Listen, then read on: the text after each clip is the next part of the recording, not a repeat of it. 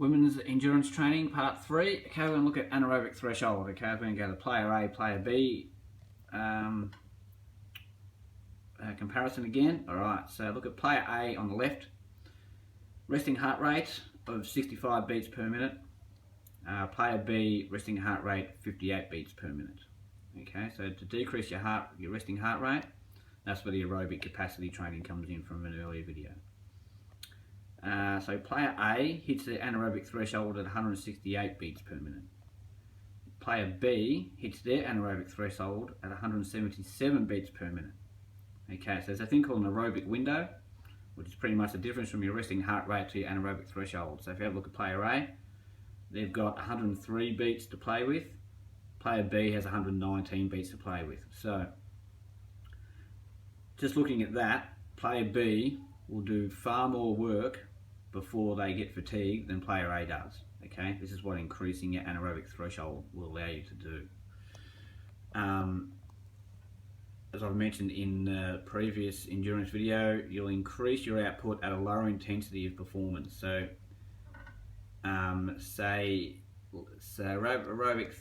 threshold happens about 85% of your heart rate max. Let's say once you get close to that, say 80%, player A will hit his 80% well before player B does, okay, which means he's entering the fatigue zone and he's on borrowed time. The player's on borrowed time pretty much until they really blow up during the game, and hopefully they can get a break on the bench. So ideally you want to play on the field till just before you hit your anaerobic threshold, then you would come off. Okay, you'd only need a 2 to 3, 4 minute break, then you can go back out again. Okay, and you'll get a lot more work done than if you go balls to the wall, try and come off and recover.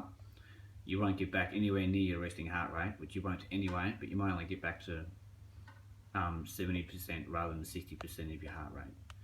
Okay, so anaerobic threshold, again, the focus is on doing more work before you get tired, not how much work you can do when you're tired, because your skills are still high, your decision making is still high, your speed hasn't dropped because you haven't hit the threshold yet. Okay, anaerobic threshold, very important. There's a very easy program that I've got for that. It's 4 to 5 weeks long, which we do after we do our base aerobic capacity work.